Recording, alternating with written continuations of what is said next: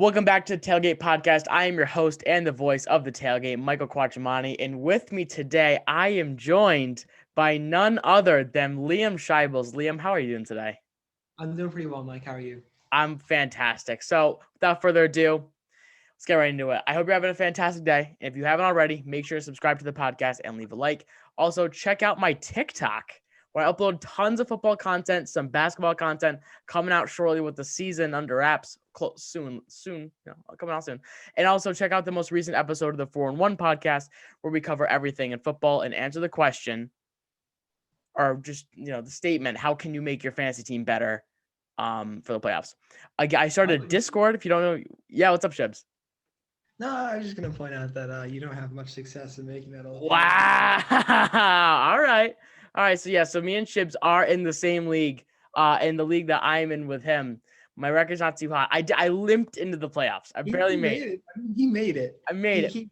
He dragged 2 broken legs. I'm in a body cast with an oxygen tank, but look, we're in it nonetheless. But ladies and gentlemen, here is the outline for the day. We're going to start off highly requested, did it last time, going to do it again. Players' expectations versus production, part 2. And then Shibs and I are going to give our playoff sleeper. So just a team who was probably on the bubble of making the playoffs, but if they do, they could really make a mark. And then lastly, our third segment is going to be our quarterback debuts. So quarterbacks that are on a new team this year, how they performed, good, not good, they helped the team, not helped the team. It's going to be very conversation-based, very loose. So yeah, I got to start off with players' expectations versus production, and also where would you draft them next year? First up is going to be Zeke Eliot. Shibs, how are we feeling about Zeke? I mean, obviously he hasn't produced this year. Let's be real here. His first couple weeks this season were when the Cowboys played well. He still didn't put up the type of points. He had 2 good games, I'm pretty sure is what I remember, with two 10-point games, 2 20-point games, solid numbers, right? But you're drafting him top 3. You're expecting top 3 numbers for the whole season. You're expecting a running back who can do it when he doesn't have an offense. Do it by himself like Saquon Barkley can with a terrible New York Giants team. And once they lost Dak Prescott, you just did not see that from Zeke Elliott. Yeah. I mean, Saquon Barkley can get 20 reps a game, and you know what? He might have games where he averages 3 yards a carry, but he'll still score touchdowns, and he'll still break big runs. Zeke, and he'll get catches too. I haven't seen anything from him. He's not reliable. He fumbled twice last game, didn't he? Mm-hmm. Yeah, he has 7 fumbles on the season, I'm pretty sure. Fumble problems this year. The guy who should be putting the Cowboys on his back to make the playoffs in an easy division. They need 5 wins to be in the rankings for the playoffs. They're not there. Zeke Elliott could have easily gotten them there with a couple of good 100-yard games, and this man is putting up 3 yards a carry consistently. I just think he's 100%. Completely underperformed. And look, obviously, a lot of the blame has been placed on, the lack of having Dak Prescott in the lineup. Oh, the offensive line's gotten hurt. Well, I think you made a perfect example out of Saquon Barkley. Like, look at Barkley. His quarterback was Daniel Jones and had a beat-up offensive line for his entire career so far. And he still was the number 2 pick in the draft. So it can be done. And I think that just, raises the idea that, like, Saquon's probably the better running back just talent-wise than Zeke Elliott. Yeah, I mean, I would take Barkley. Running backs are also, they're come one, come all. If you get a good offensive line, you got anyone behind that good offensive line, they're going to be able to run. You saw it it's a Dallas system. Mm-hmm. They threw DeMarco Murray behind that line. Yeah.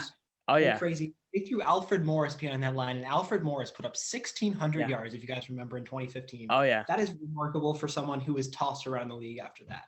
Yeah. It's a system. It's not a running back that does it all, too.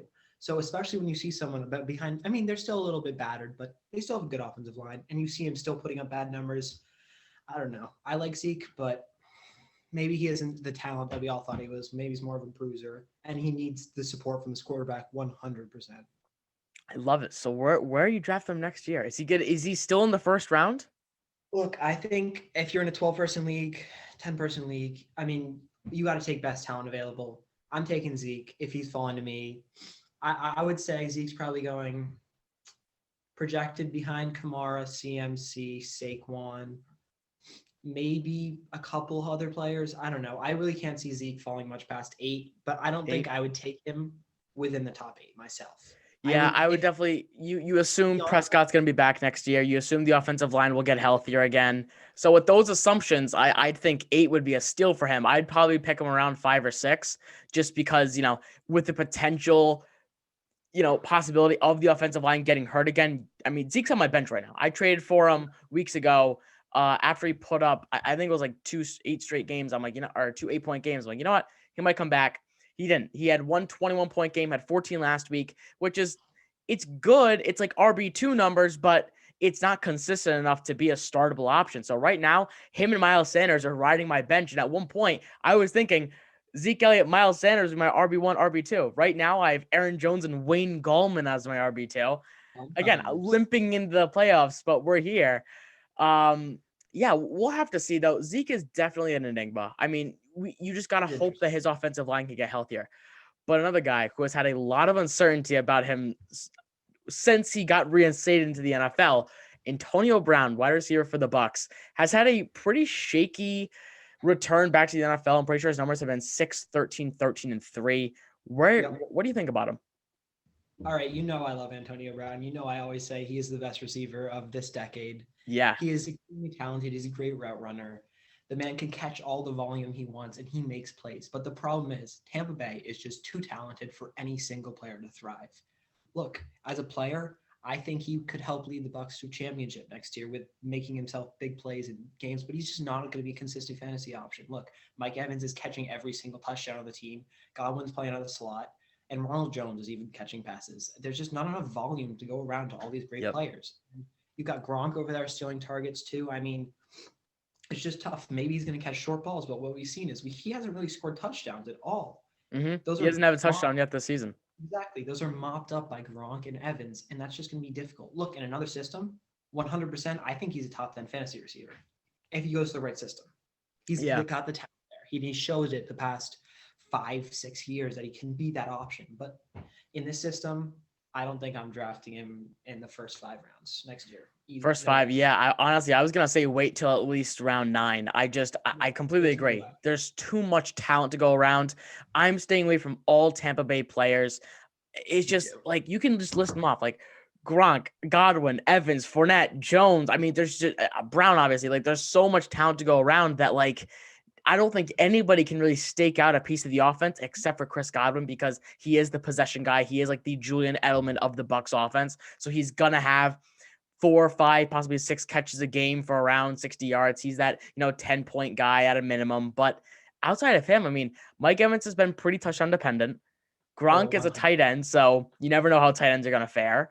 And then that backfield, Ronald Jones has been the number 1 guy, but we've seen Leonard Fournette dominate in just halves, and Jones wouldn't even see the field. So I'm definitely not drafting anybody on the Bucs until at least round 9, with the exception of Godwin a little bit earlier, obviously. So you said round 5 for Antonio Brown, right? No, I just don't, in a 10-person league, I see him going, I'm not picking him until later, but I see him probably going between, I don't know, 6. Someone takes a flyer on him between 6 to 9.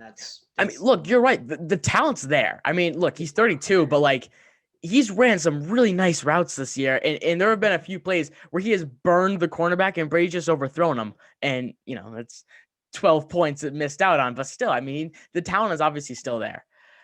Moving on to the next guy, though, we got Justin Herbert, a guy that, in my opinion, I did not see coming at all. Just draft night, I thought he was just another Oregon quarterback who, kind of like Marcus Mariota, just look at the first option the entire time and don't look off of it. And that was really it. But, I mean, he's really come onto the scene. What do you think about him? So I've always said, like, I watch a lot of college football. I love college football. It's my favorite thing to watch. I love it much more than the NFL. It's just younger players. They're not developed, so they're going to make more mistakes, but it's just more interesting. Mm-hmm. And I always saw with Justin Herbert, very, very talented. Clutch gene, non-existent. The guy could not win games to save his life. And I mean, look, he was very NFL ready. He's more of a pocket passer, which we've also seen in the NFL. He was probably the most or second most NFL ready in the class. I thought Burrow was going to be the best, which he probably was in terms of the offense they put him into.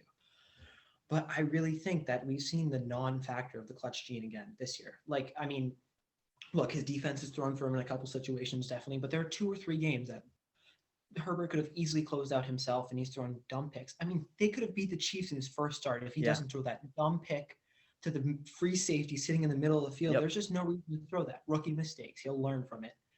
And I know he'll get better.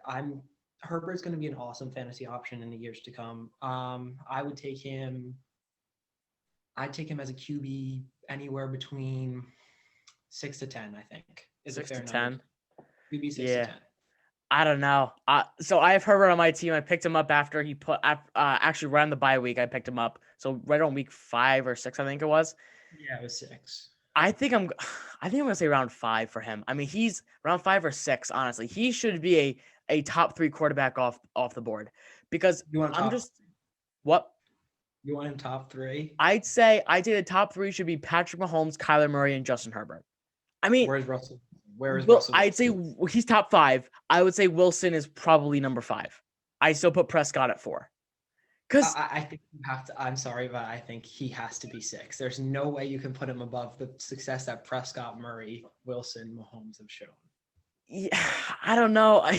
He's just so good. In an offense where the defense sucks and he has so many weapons and he's going to be playing from behind in almost every single game, as we've seen, there's just so many opportunities for him to put up a ton of points. And we've seen him do that time and time again. I mean, I'm pretty sure he's like the quarterback 4 or 5 on the season and he missed the first 2 weeks. So, I mean, he's just been absolutely phenomenal. I'm a huge Herbert fan. People say I look like him. Like, I just like the guy. So that's what I'm saying. I'm saying right around 5. I think that's a fair spot. I think anywhere if you get in between 5 and 10, you got good value. Oh yeah, for sure. Top 4, don't see it. So we actually just mentioned his name, Kyler Murray. Though I feel like some people saw the breakout, saying like, okay, he's gonna be a top 5 guy, but I mean, he's been a little bit better than that. Not as of late. He's at like 7-23 in his last 2, but he's had a shoulder injury and tough defenses. So I'm gonna excuse him from that. I'm just looking at the first 11 weeks of the season. What do you think about him? Fantasy production, amazing. Start of the year, I was high on Kyler Murray. I have him in 2 of my other leagues just because of the floor he provides with his running. I mean, that's just a huge bonus in any fantasy football league. If you have a quarterback who can run the football, getting 10 yards is 1 point, that's a massive floor if you're getting 50 yards a game right there. That's basically a touchdown. Yeah. So I was being on Kyler Murray, and I drafted him in 2 leagues, and he's really performed for me. I've seen him put up the rushing numbers. He's been a great quarterback, but my problem is as an NFL quarterback, he's been all right. I mean, look, he's been good, but he's thrown picks in bad situations. There's been a couple games that he should have definitely closed out. That Patriots game was awful by Murray and the whole Cardinals team. The Patriots had no business winning that game at all. No business winning that game. And you've seen it recently. Their offense has been struggling a little bit. Now, I'm not going to put all the blame on Kyler Murray. He's a great quarterback. I think he's another amazing quarterback of the future. And I think he is a top 3 quarterback for me next year just because of his rushing floor. But for me, Kyler Murray, will he lead his team to a Super Bowl in the next 2 years? No. In the next 5 years? Yes, I think so. They need a defense is what they need. Kyler Murray isn't really the problem here. Running back, maybe most likely the big problem, offensive line is what they're going to need to get a rushing attack. I was just going to say the same thing. I'm like, yeah, you can bail him out and say like, oh yeah, well, he has the legs. Well, Lamar Jackson does too, but his sack percentage numbers have gone way up and we've seen them lose a bunch of games because of it. So obviously mobile quarterbacks are more well off than the Tom Brady and Drew Breeses of the world, but there's only so much a quarterback with legs can really do because throwing on the run has become more and more difficult in the NFL this year because defenses can really game plan, especially against Lamar Jackson. I mean, I saw something on Instagram or something about how defenses are literally calling his plays at the line of scrimmage. I mean, that's nuts. And I think that's a large part of why they're a 6-5 football team. I mean, last year, you didn't know what to do to stop him. I mean, the NFL has really never seen a talent like Lamar Jackson since Michael Vick. But then this year, when you have no receivers, you have Mark Andrews, and you have a kick-ass run game, well, then all you're going to do is try to stop the run. That's why the Patriots have been so easy to stop. That's why the Ravens have been so easy to stop. Yeah, I mean, it's just that's why I think they're 6-5, and that's why the Patriots are 6-6 because you know what they're going to do. It's remarkable to me, though, that the Ravens have that good of a defense and that talented of an offense, and they're a 6-5 football team. I mean, they have the number 1 defense probably in the NFL, or you can say the Steelers too. Yeah, I would say number 2. But still, I think the Ravens are very talented across the board. And there's one position. They are missing one position, and they could be easily, they have 9-10 wins. If they have wide receivers, they have 9 or 10 wins. Yeah. Marquis Brown, everyone's typing up. The guy is just not a good football He's just receiver. not. He's incredibly fast. But Tyreek Hill, his route running is remarkable. His cuts are quick. He's very agile. Marquise Brown just looks lazy on the football field. I don't know why. He runs these curly, cushy, cloudy routes, and they just do not get him open at all. And Lamar Jackson is throwing these contested balls to him, and it's just not working. Mark Andrews is putting up production, but teams cue in on that, and then Lamar's to throw to the wide receivers or run, and he just And there's only so much a tight end can really do. I mean, especially the talent of Mark Andrews. I mean, unless you're George Kittle, but then again, George Kittle had guys like Deebo Samuel who and even Emmanuel Sanders last year who could open up the offense for him. I don't think Marquis Brown is really opening up the offense for them, as you said. I mean, he's just, in my opinion, he's the poor man's Tyreek Hill. He just runs fast, and that's really it. He doesn't really have, a lot else about his game that's anything to, monitor. I mean, I just don't think he's really that good. But back on the subject of Kyler Murray, where you drafted him? I'm taking Kyler Murray as a top 4 quarterback again next year. 100%. He's top 4 for me. So right around round 6, 7? Yeah, wherever he falls to. If you see first 3 quarterbacks go, I'm like, okay, I'm queuing in on Kyler Murray. Yeah, gotcha. All right. Last guy we got for the expectations versus production is going to be Delvin Cook. Cook came into the season, I'm pretty sure, drafted around the 6th or 7th pick. I wasn't high on him at all. I said I would draft him in the 2nd round, not the 1st round. I obviously missed on that one. He's been a machine. What do you think about him? I wasn't high on Delvin Cook either. Not because of his fantasy production. His fantasy production has been remarkable. But for me, fantasy football is about consistency and having a player who can play the whole year. And Delvin Cook gets injured way too often. Yep. Even dating back to college, he couldn't stay healthy. Exactly. He's had so many problems with his knees and his ankles, and it's just not a good formula for staying on the football field, especially as a young running back. I mean, you saw it with Todd Gurley develop those massive arthritis problems. That's just not a good thing. Mm-hmm. But Dalvin Cook, very talented. The Vikings O-line has shown themselves to be pretty remarkable, to be honest, with what they're working with. They're not a great offensive line, and they've opened some pretty good holes for Dalvin Cook.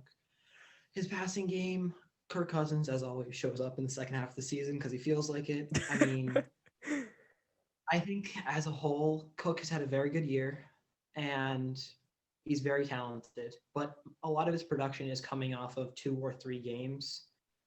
I think they need to get him more consistent, high-touch games, and they just need to control the clock instead of having Kirk Cousins throw picks every game. They focus on the ground game enough, but if they give the ball to Dalvin Cook as much as possible, they're going to win football. Are you worried about the emergence of Justin Jefferson?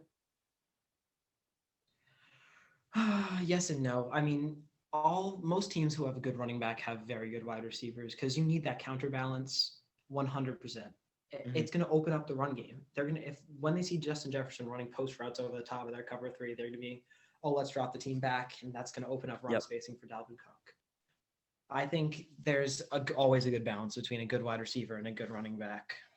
The only one that I find different with that is mostly Christian McCaffrey. Every other team that has a solid running back who've put up good stats this year have good elite wide receiver. So then what happened to Clyde Edwards-Helaire? I mean, he just has not panned out. He's just not panned out at all. I mean, you saw his first game was amazing, but my problem is they also have not got him crazy touches either. Yeah, I don't think he's seen a game over 10 touches. I think he's seen one game over 10 touches in the last 5 weeks. It's just he just isn't getting the ball. It's like they're a pass first team. A lot of teams pass to complement the run. They run to complement the pass. It's just a different formula. It works for them. So 100%. No complaints. They're a great offense. He's not happening. As a fantasy option, he's just not viable. So where are you taking Dalvin Cook next year, though? What pick? I am taking Dalvin Cook. I'd say RB 4 or 5, 3, 4, really? 5, I think is a fair number for it. Who are you taking for him? I would say 2. I'm taking Christian McCaffrey. Well, I'm taking Kamara and I'm taking McCaffrey ahead of him. You're taking Kamara ahead of him, really? Just because of the volume. Both of those running backs, again, high floors because of PPR. They're getting receptions. Okay, what if Drew Brees isn't there next year though?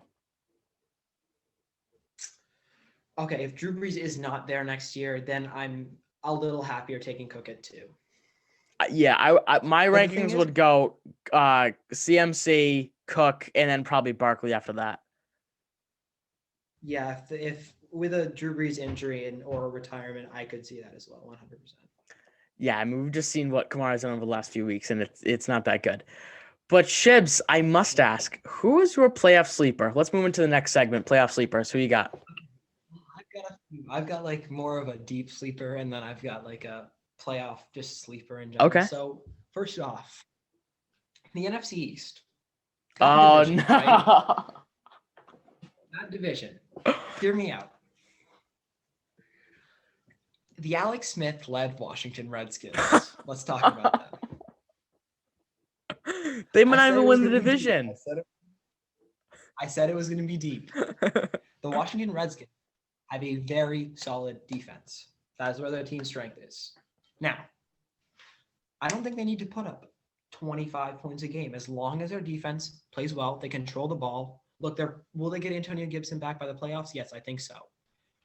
Two-headed rushing attack, J.D. McKissick, Antonio Gibson. Look, turf toe, well, can we say 1 month probably? I think he'll be back. Yeah, I'd say 3 weeks for him. But I mean, there was some possibility of him coming back this week. So I wouldn't even put next week in doubt. Like, or I wouldn't even just put that away. So, depending on the team that they play, I think if they can control the ball with their running backs, as well as like J.D. McKissick casting passes out of the backfield, a very elite wide receiver in Terry McLaurin.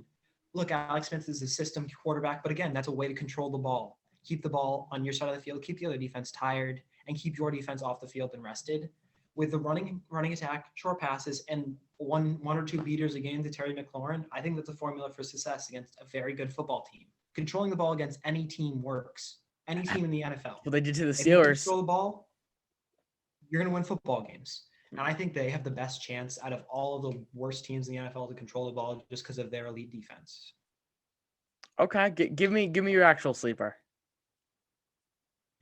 Okay. This was tough for me, to be honest, but I went with the Arizona Cardinals. Okay. The X factor of Kyler Murray. I think they have the power just offensively to beat any team in the NFL. You saw they beat the Seahawks early in the season when the Seahawks were firing on all cylinders. I think that game might have caused the Seahawks breakdown that we've seen recently. They were undefeated before that game. That was unreal. And so, I mean, you see the absolute offensive firepower that DeAndre Hopkins, Kyler Murray bring to the table. They have a veteran locker room with Larry Fitzgerald. Their defense, not so good, but they've got Budda Baker. Isaiah Simmons, I think, could be a real X factor in the playoffs. He looks really, really good. Yeah. As a sub linebacker, I think he's been amazing this year. He got after the quarterback last game, too, which was awesome to see. Their defense, not as good, obviously, but I think the offense will be able to keep up with any team in the NFL, and I think they can make a run in the playoffs. They remind me a lot of the Texans last year. I feel like that Texans team in the playoffs was Deshaun Watson, and that was really it. And he went and took over that game. I think Kyler Murray is a lot like Deshaun Watson. There's obviously a lot of comparisons between the two. I could definitely see the Cardinals sneaking into the playoffs as the 6 or 7 seed and upsetting someone in the first round. I mean, you can't stop Kyler Murray. Not a whole lot of teams have been able to do that when he's been healthy. I'm not giving the Patriots any credit for that because he had his throwing shoulder hurt. So when you have your throwing shoulder hurt, I'm not giving you any credit if you're a defense for stopping him because he obviously was not making good passes, and it was largely in part to his injury. How about you? My fantasy sleeper is going to be the Tennessee Titans. I literally said 3 months ago, I think the Titans are going to represent the AFC in the Super Bowl. I've digressed a little bit from that because the Chiefs and the Steelers look unbeatable right now. But there's something about Derrick Henry in the playoffs. He just flips on the switch when they move into the winter. I expect him to do the same thing this year as he's done in years past. But look, they did have a tough game against the Browns last Sunday, but they adjusted in the second half perfectly. And that's what you need to do in order to win playoff games. Teams like the Patriots have just made a living off of doing that. Just adjusting in the second half and being able to play to what the other defense is giving them. 3 out of 4 of their last games remaining are under 500 football teams. And I think that them with a lot of potential have a shot to potentially get a home game in the playoffs.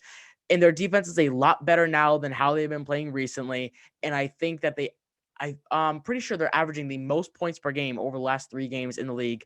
I wouldn't be surprised if Tennessee were to make it to the AFC Championship and knock off like a Steelers or a Chiefs team.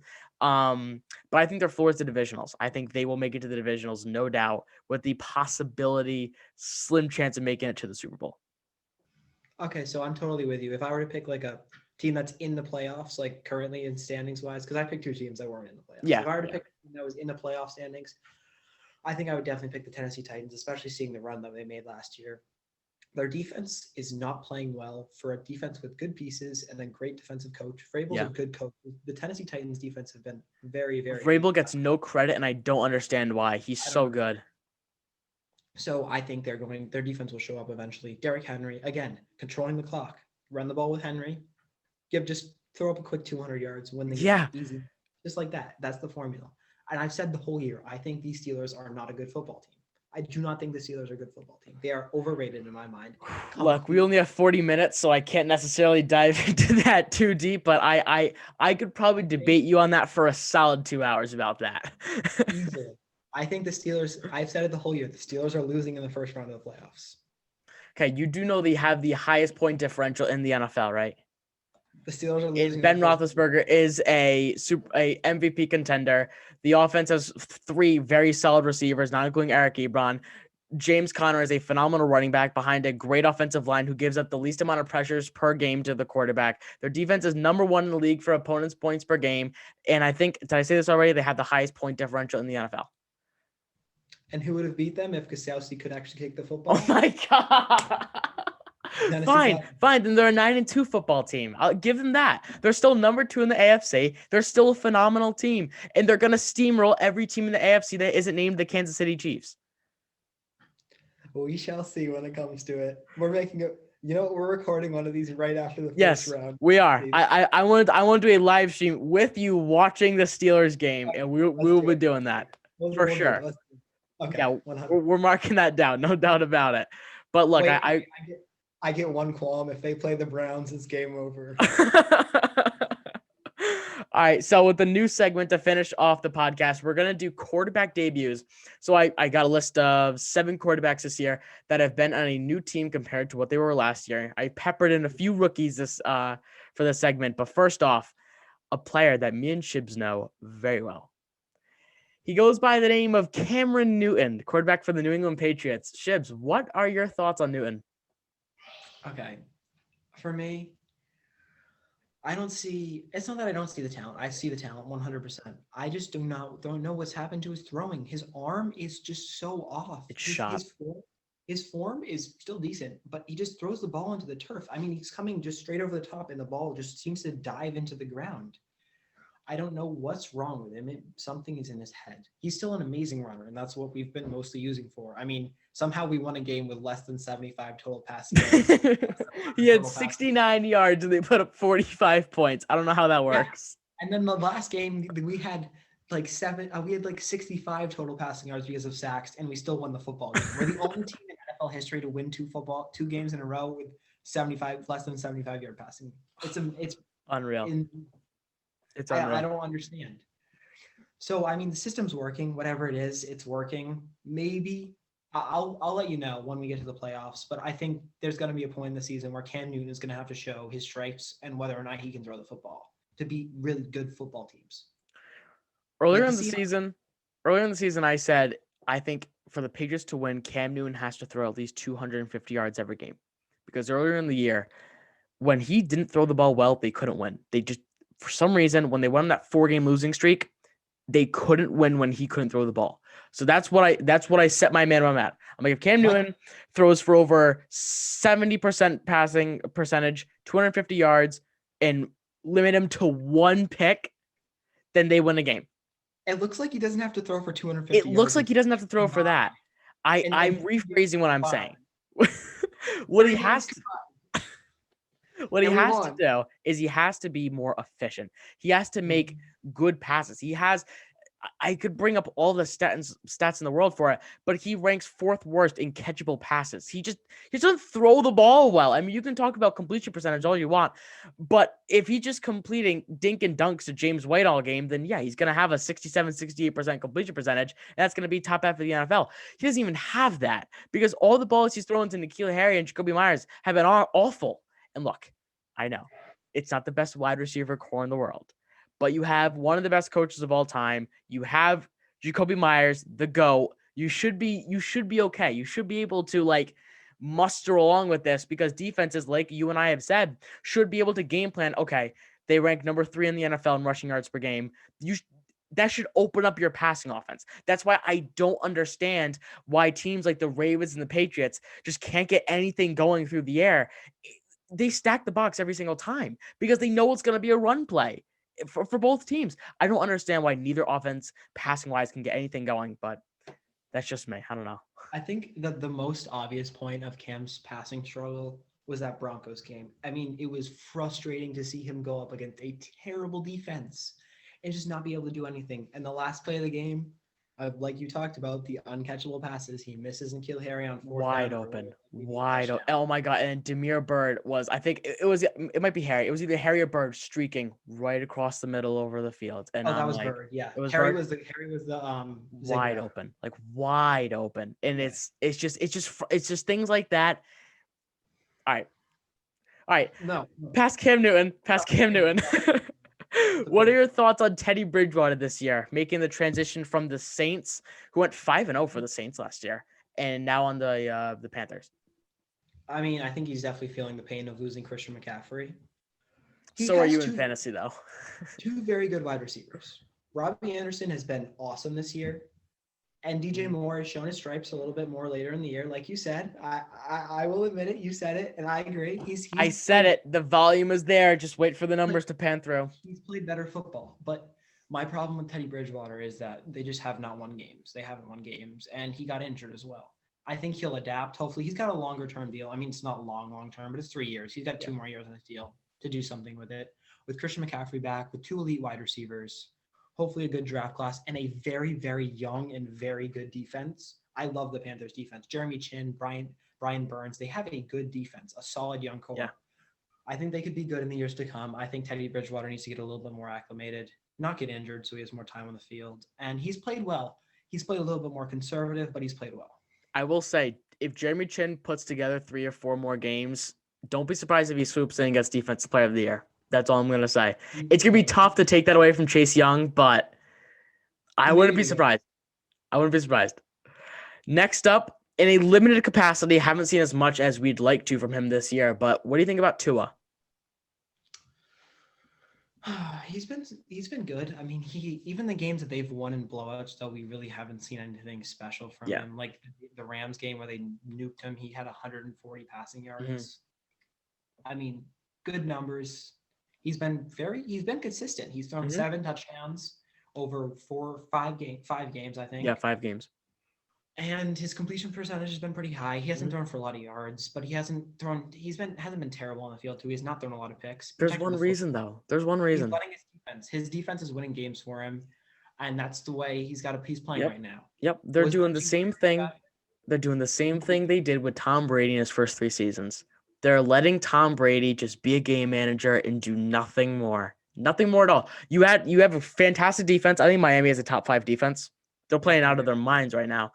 I agree. I could probably name 2 players on the defense, and they're probably ex-Patriots. So like they don't have that many names. I mean, outside of like Xavier Howard, and that's really it. I mean, they just play well together, and that's the thing that's so great about it. But like, I don't think Tua really needs to do a whole lot.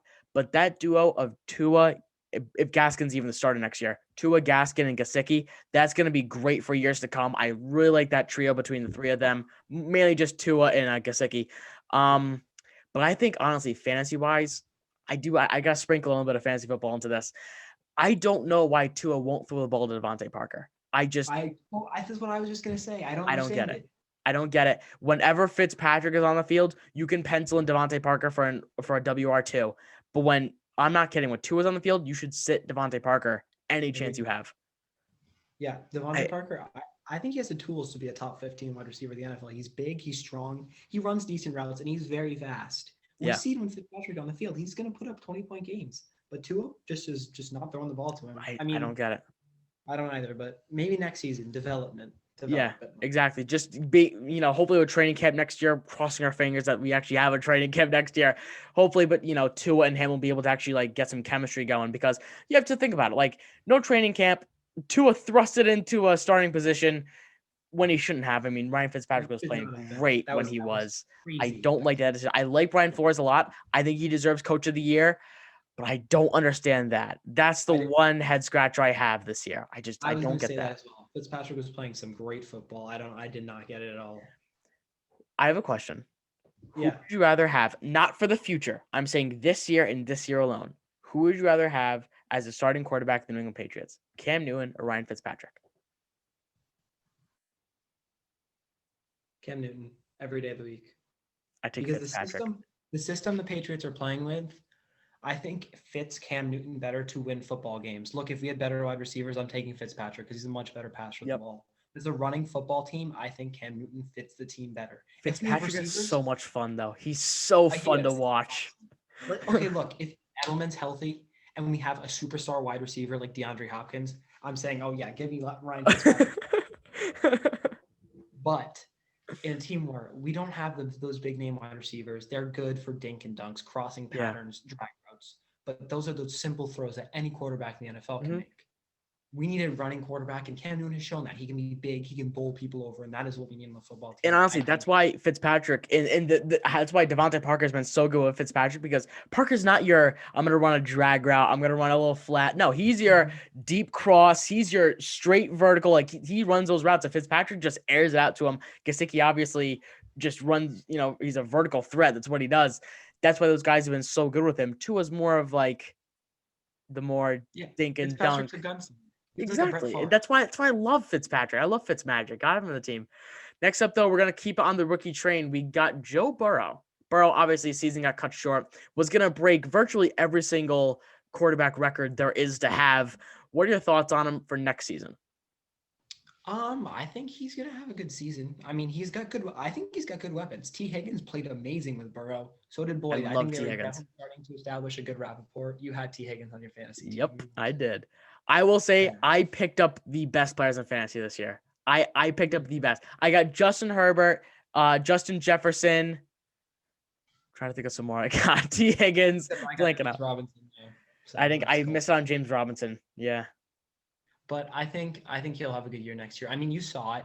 They had huge plays. I mean, they could have been 1-1-0 or 1-1-1 if Randy Bullock doesn't miss like a 30-yard field goal. I mean, what are they? I had Randy Bullock that week in fantasy.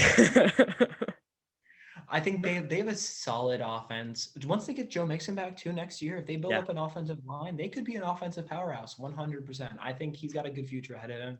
He looked good to me. He looked like a very system quarterback in terms of, but he's definitely able to make those big throws that he needs to. Mm-hmm. He's talented. He'll obviously grow as a player. It just takes time for most rookies. Sam Darnold has been awful in New York. Sam Darnold obviously wasted talent in my opinion. I think Sam Darnold has the ability to be a top 15 quarterback. I really do. Like he's flashed the pan so many times as a solid quarterback. Against the Chiefs, the one where he's running to his left. Yes, exactly. I'm telling you, like he flashes the pan once in a while, and you look at you're like, wow, like he can be a good quarterback, but New York's just wasting him, right? Do you think that Cincinnati is going to be a similar place for Burrow, or do you think Burrow can actually succeed there? I think that they have better weapons in Cincinnati, and look, I'm taking any coach in the NFL over Adam Gase. I don't like Zach Taylor. I don't think Zach Taylor is the quarterback for the future. Coach for the future, but he's better than Gase.